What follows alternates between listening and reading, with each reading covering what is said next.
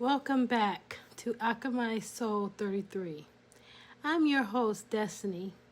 Today we aren't just skimming the headlines, we are dissolving them. We are asking a question so fundamental yet so provocative that it might feel like static at first. The question is this: do the USA and Israel want to set the people free? At first glance, the question seems absurd, doesn't it? We are constantly told we live in the free world. America, the land of the free and the home of the brave. Israel, the only democracy in the Middle East. These aren't just slogans, they are identities. They are the foundational myths that justify trillions of dollars in military aid, foreign policy decisions, and cultural exports. But here at Alchemize Soul, we believe in looking at the base metal of the narrative and trying to turn it into gold. We look for the spiritual principle behind the political act. And if we apply that lens, we have to ask, if the goal is freedom, why does the machinery of these two nations so often look like control? Today we are going to deconstruct this. Not to bash a country, but to understand the soul of power. Because until we understand what freedom means to a state, we will never fully understand what freedom means for ourselves.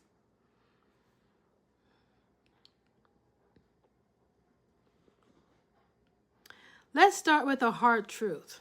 When a government says freedom, what does it actually mean? In the spiritual sense, freedom is the absence of attachment. It is the ability to choose your path without coercion.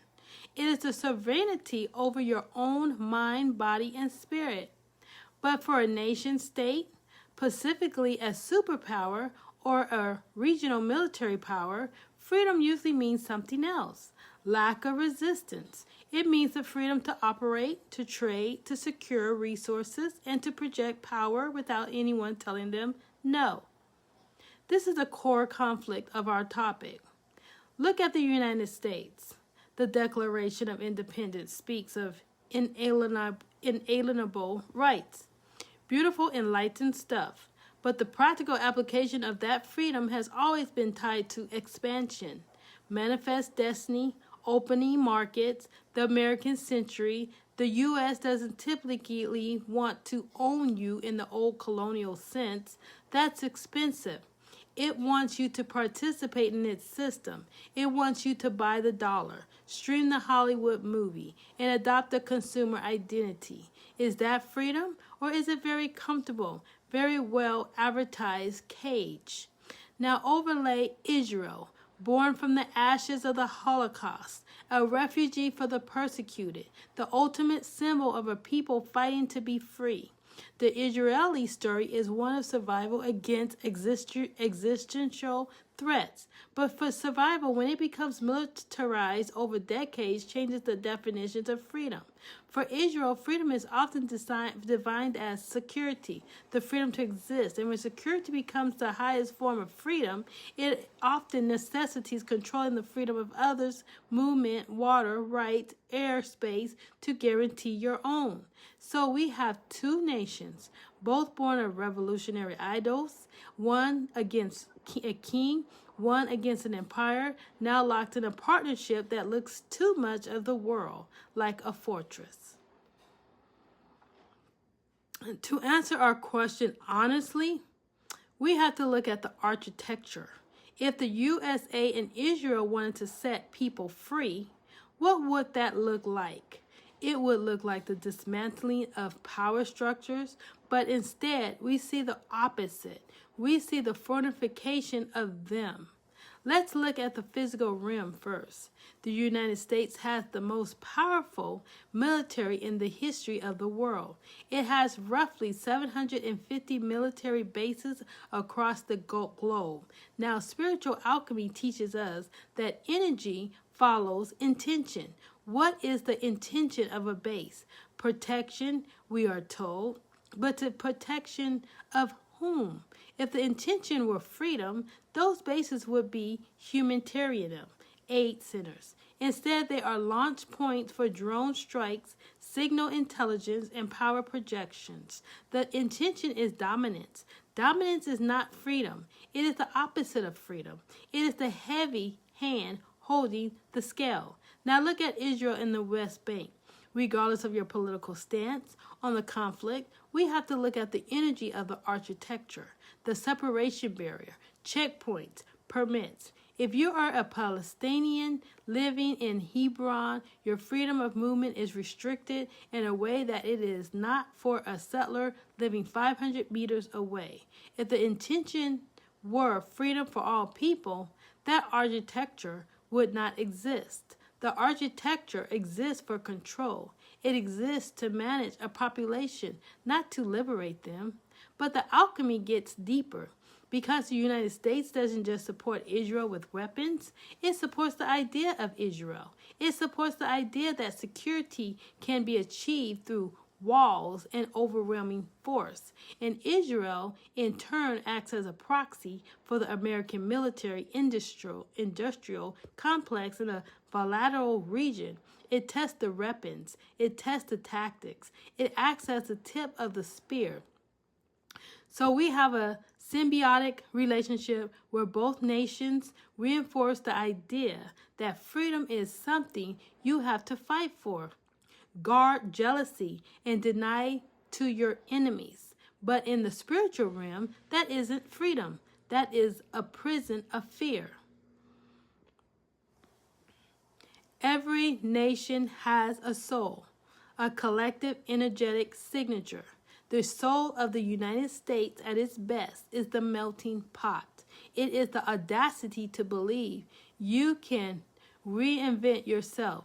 It is jazz music, rock and roll, and civil rights marches. It is the energy of I have a dream. The soul of Israel at its best is tikkun olam, repairing the world.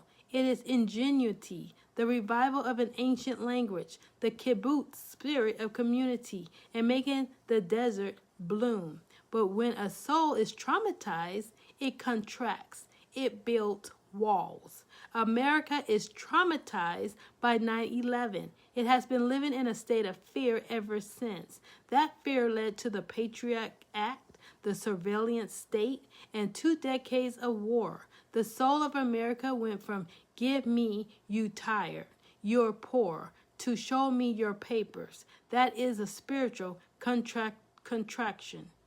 Israel is traumatized by centuries of persecution culminating in the Holocaust and surrounded by neighbors who, for decades, vowed to destroy it. That trauma is real. It is deep in the collective DNA, and from that trauma, the nation built an ethos of never again. But never again, when interpreted through a martial lens, can become preemptive aggression. It can become the belief that the only way to be free is to ensure that the other is never strong enough to threaten you. So when we ask, do they want to set the people free? We have to ask, can a traumatized nation set anyone free? No. A traumatized person cannot truly help another heal until they heal themselves. The United States projects power because it fears losing its place in the world. Israel projects power because it fears being wiped off the map. These are fears, and fear is the opposite of love. And love, in the spiritual sense, is the only force that truly liberates. So where does that leave us? Is the answer simply no? Do these two powers just want to keep people in chains? I don't think it's that simple. The alchemist sees potential in everything.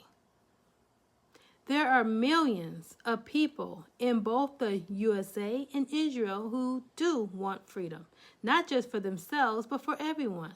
The protesters, the human rights lawyers, the artists, the truth tellers, the people who look at the base metal of their government's actions and say, this is not who we are. This is not who we want to be. The true power of Alchemize Soul 33 is recognizing that the external battle is a reflection of the internal one. The USA and Israel are not just countries, they are energies, the energy of pioneer and the energy of survivor. When those energies are healthy, they build hospitals and plant trees. When they are unhealthy, they build walls and drop bombs. So do they want to set the people free? The state does not. The state is a machine. Machines seek to perpetrate themselves, not liberate you. But the people are waking up. The soul of America is fighting to remember its higher self. The soul of Israel is wrestling with the cost of security. The question for you, the listener, is this: where do you seek your freedom? Are you waiting for a government or a leader to give it to you? Or are you doing the internal work to unchain yourself from fear, from tribalism, from the need for an enemy? Freedom is not a foreign policy. It is an internal state. This is destiny for Alchemized Soul 33. Keep questioning, keep transmuting, and above all, keep seeking the light beyond the illusion. Namaste.